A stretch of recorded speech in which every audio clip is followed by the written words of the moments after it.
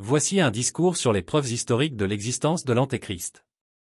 Mesdames et messieurs, chers frères et sœurs, aujourd'hui nous allons plonger dans l'un des sujets les plus débattus et les plus mystérieux de l'histoire de l'humanité, l'existence de l'Antéchrist. Le concept de l'Antéchrist, également connu sous le nom de faux messie ou de faux prophète, est présent dans de nombreuses traditions religieuses, notamment dans le christianisme, le judaïsme et l'islam. Mais sommes-nous certains que cette figure mythique n'a pas déjà existé dans le passé? Les preuves historiques suggèrent que oui, l'Antéchrist a bel et bien existé, et je vais vous les présenter aujourd'hui.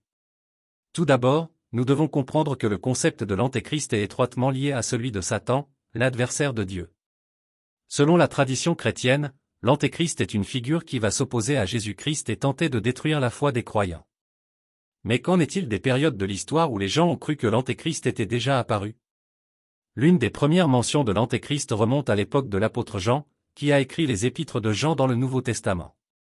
Dans la première épître de Jean, chapitre 2, verset 18, il écrit « Enfants, c'est la dernière heure, et comme vous avez entendu que l'Antéchrist doit venir, il y en a même déjà plusieurs qui sont venus. » Cela suggère que, selon Jean, il y avait déjà des individus qui incarnaient l'esprit de l'Antéchrist à son époque.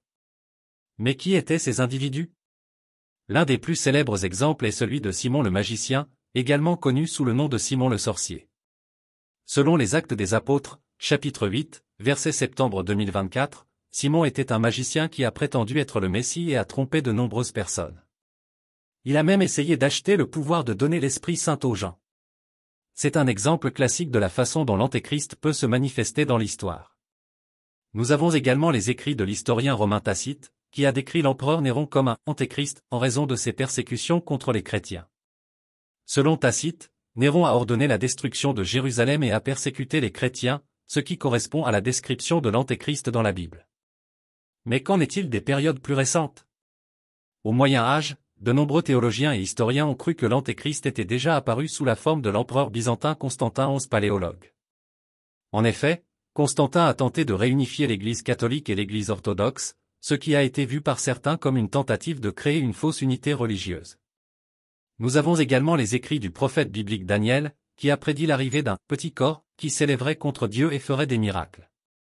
Certains historiens ont interprété cela comme une référence à l'apparition de l'Antéchrist.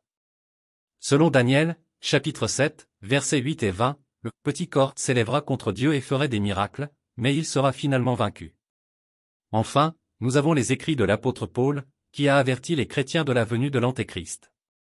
Dans la deuxième épître aux Thessaloniciens, chapitre 2, versets 3 à 4, il écrit « Que personne ne vous trompe en aucune manière, car ce jour-là ne viendra point, si d'abord ne vient l'apostasie, et si le homme du péché, le fils de la perdition, ne s'est levé, qui s'oppose et s'élève au-dessus de tout ce qui est appelé Dieu ou objet de culte, jusqu'à s'asseoir dans le temple de Dieu, se montrant lui-même comme Dieu. » En conclusion, les preuves historiques suggèrent que l'Antéchrist a bel et bien existé dans le passé.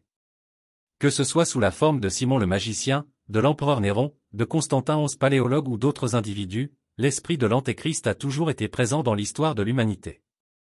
Mais nous devons rester vigilants et nous rappeler que l'Antéchrist peut prendre de nombreuses formes et peut se manifester de différentes manières. Nous devons donc rester fidèles à notre foi et nous tenir prêts pour la venue du vrai Messie, Jésus-Christ.